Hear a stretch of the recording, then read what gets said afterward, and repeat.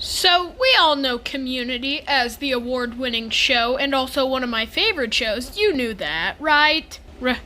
Right? But did you know some of these Easter eggs? Maybe. I don't know. I'm not your flippin' dad. Let's start the video.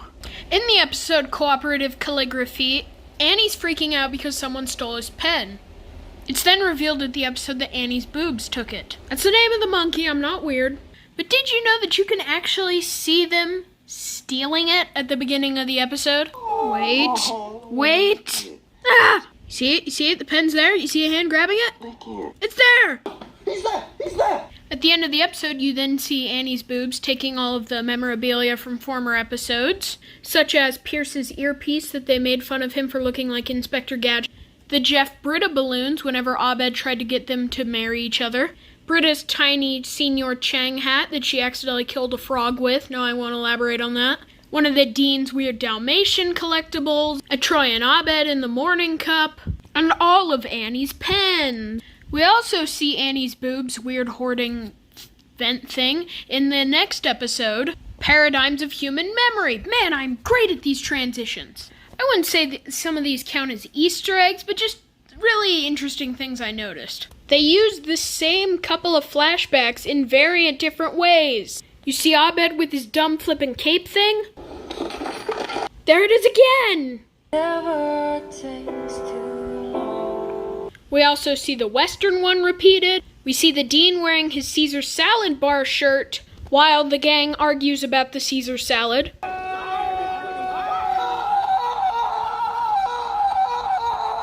We also see Chang try to get his spoon back that we see Annie's boobs take in the last episode.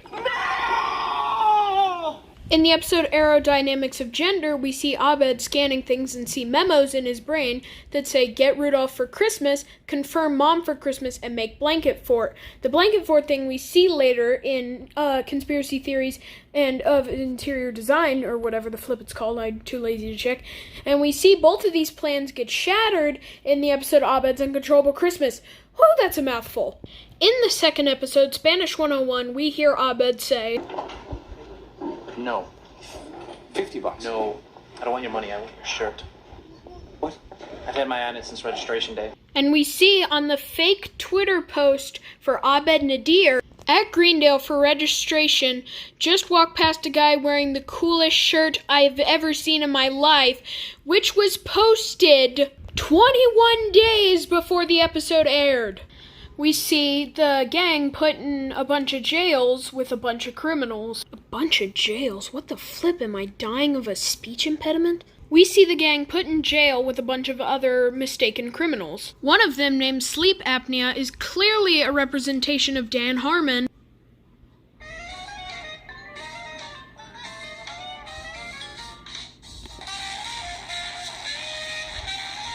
Also, at the end of the episode, we can see some millennial miscreants spray paint the words Harmon sucks. In the Season 5 episode Geothermal Escapism, we see Troy leave with LeVar Burton to go sail around the world. It's a weird show, you're just gonna have to roll with it. Well, in the episode, Analysis of Quark-Based Networking, we can actually see a news line at the bottom saying, LeVar Burton, a non-celebrity companion captured by pirates in the Gulf of Mexico. Boom! Troy's probably dead. In the episode, we see the IT lady, played by Paget Brewster, sorry if I'm butchering that name, also plays Frankie, a character later introduced in Season 6. In response to this, whenever she tries to call the IT lady, she says, I am trying to find the IT lady. My emails to her get bounced back to me in Aramaic, and when I call, I hear an undulating, high-pitched whistle that makes my nose bleed. who also plays Della Duck. Disgusting! In the episode Documentary Filmmaking Redux, we see a Greendale newspaper. Now, if you have a keen eye, you can see some weird-looking text at the bottom of the headline. Well, if you flip it and brighten it, you can see it say, Concerned Students Establish Aqua Aerobics Cult. Excuse me, what?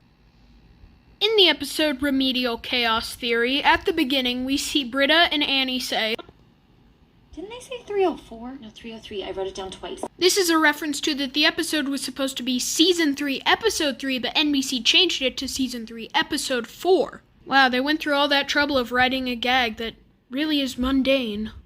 In the episode Advanced Introduction to Finality from Season 4, Oh, there was that gas leak last year. we see the evil versions of Remedial Chaos Theory attack the group. Except for evil Abed, who is actually good now. This is because in the finale to Season 3, Introduction to Finality, Jeff gives a speech that makes evil Abed turn not evil. I promise this makes sense with context. I wouldn't say if it's that big of an Easter egg, I just thought it was an interesting little detail. You can hear the song Daybreak by Michael Haggans spread throughout the show. I mean, it is really flippin' good.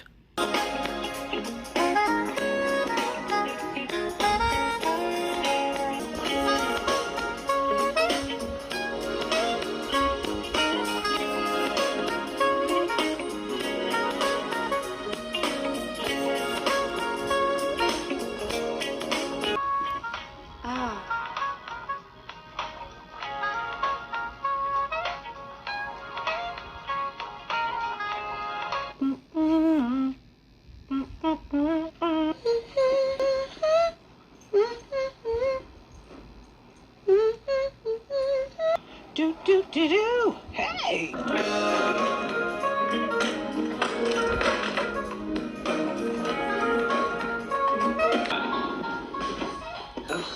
Only someone that plays in this thing? And finally, my personal favorite Easter egg of the whole show, in the episode Applied Anthropology and Culinary Arts, you see Abed say that he has delivered a baby before. Shirley, pretend I'm saying this in a soothing, reassuring, non-robotic voice. I delivered a baby earlier this year in the back of an SUV. What? Where was I with that at? I don't know, off in the background. Now you probably think, that's just Abed doing an Abed.